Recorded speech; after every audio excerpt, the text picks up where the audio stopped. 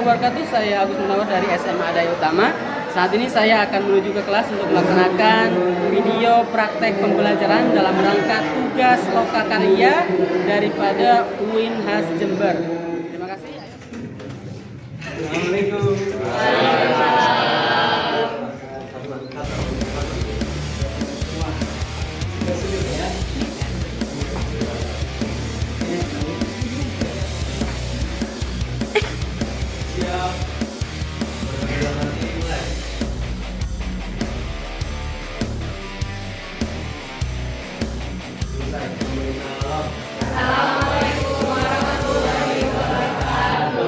Waalaikumsalam warahmatullahi wabarakatuh. Baiklah, sebelum Bapak mulai, tentunya Bapak ingin tahu siapa hari ini yang tidak masuk. Andi, ada Andi? Ada. Sakit ya Andi ya? Sakit. Andi nggak masuk hari ya? Ya nggak apa-apa. Dan Andi kalau sakit ya cepat sembuh gitu ya. Santoso ada Santoso? Tapi alhamdulillah sih dari sekian banyak murid kelas 12 ini alhamdulillah 90% hadir semua. 90%. Oke, baik. Sebelum kita mulai pelajaran, coba yang bangkunya kurang lurus dilurusin dulu. Terus kalau di kolom bangkunya ada sampah, coba bersihin dulu, ya kan ya. Biar nyaman kita belajarnya seperti ini ya. Oke. Oke, baik kita mulai saja. Assalamualaikum warahmatullahi wabarakatuh. Waalaikumsalam warahmatullahi wabarakatuh. Alhamdulillahirabbil alamin wassalatu wassalamu ala asrofil anbiya'i wal mursalin sayyidina Muhammadin wa ala alihi washabihi ajmain. Amma ba'du. Puji syukur kita panjatkan kehadirat Allah Subhanahu wa taala. Salam dan salam juga tetap terlimpah curahkan kepada Nabi kita Nabi Muhammad sallallahu alaihi wasallam. Sebelum Bapak menyampaikan materi inti, Bapak ingin menyampaikan dulu tujuan pembelajaran pada kesempatan ini ya. Tujuan dari pembelajaran kita adalah bagaimana peserta didik itu bisa mengidentifikasi, menganalisis serta menjelaskan daripada strategi dakwah dan perkembangan Islam di Indonesia. Itu tujuan pembelajaran kita. Kemudian ada beberapa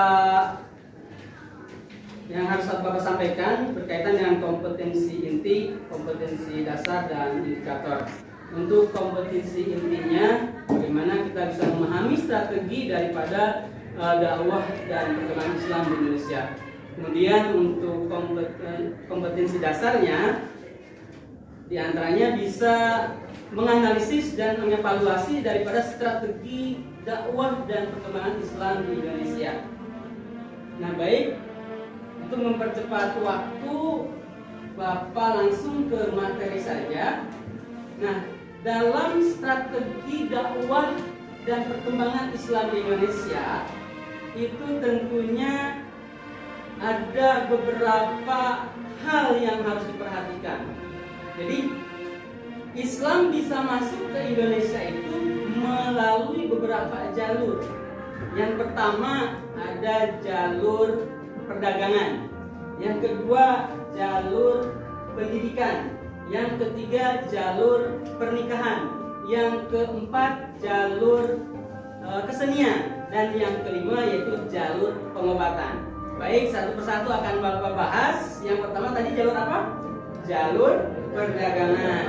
Jadi Islam masuk ke Indonesia melalui jalur perdagangan ini dibawa oleh orang-orang yang berdagang, biasanya kan lewat Selat Malaka ya kalau nggak salah. Itu kan jadi pusat lalu lintas perdagangan dunia saat itu ya. Sehingga Indonesia ini terutama saat itu di Sumatera menjadi persinggahan orang-orang yang dagang seperti itu. Nah pada saat itu dari orang-orang Gujarat yang datang ke Indonesia, dia mampir di Indonesia, dia berjualan, dia dagang di Indonesia, kemudian dia karena komunikasi dengan masyarakat setempat, ya membuat sedikit demi sedikit menyebarkan Islam dengan masyarakat setempat seperti itu. Nah, itu untuk jalur perdagangan. Kalau jalur yang kedua tadi apa?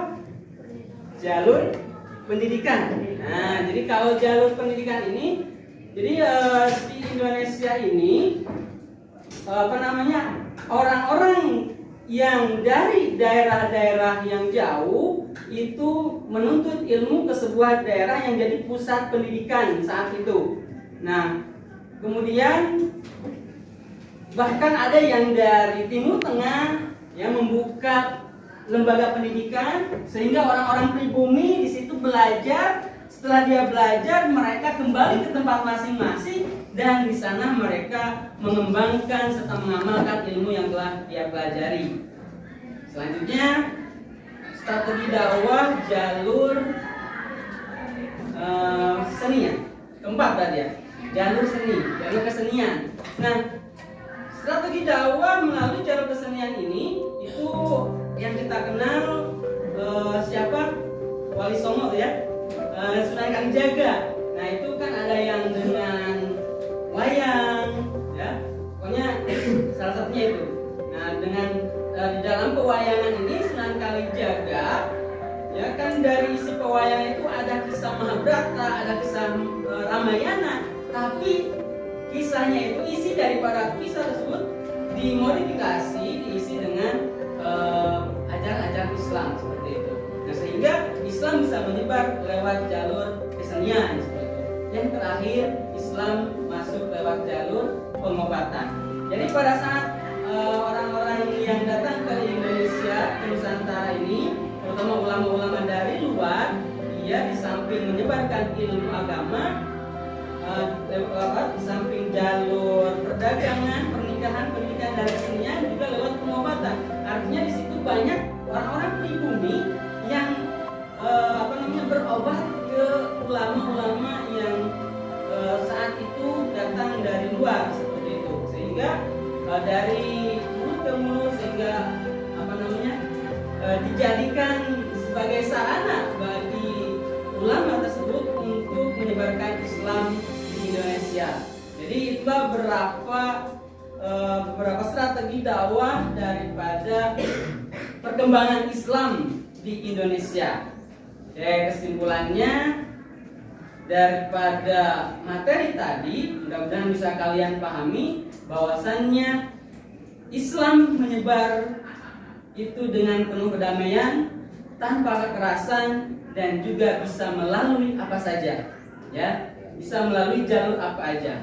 Tapi yang jelas Islam bukan agama radikal dan juga bukan agama yang merendahkan orang lain seperti itu. Itu intinya, mudah-mudahan bermanfaat. Semoga kita diberikan kesehatan. Sebagai penutup, mari kita baca doa kifaratul majlis bersama-sama. Bismillahirrahmanirrahim. Subhanakallahumma wa bihamdika, asyhadu an la ilaha illa anta, astaghfiruka wa atubu ilaik. Maaf. Assalamualaikum warahmatullahi wabarakatuh. Waalaikumsalam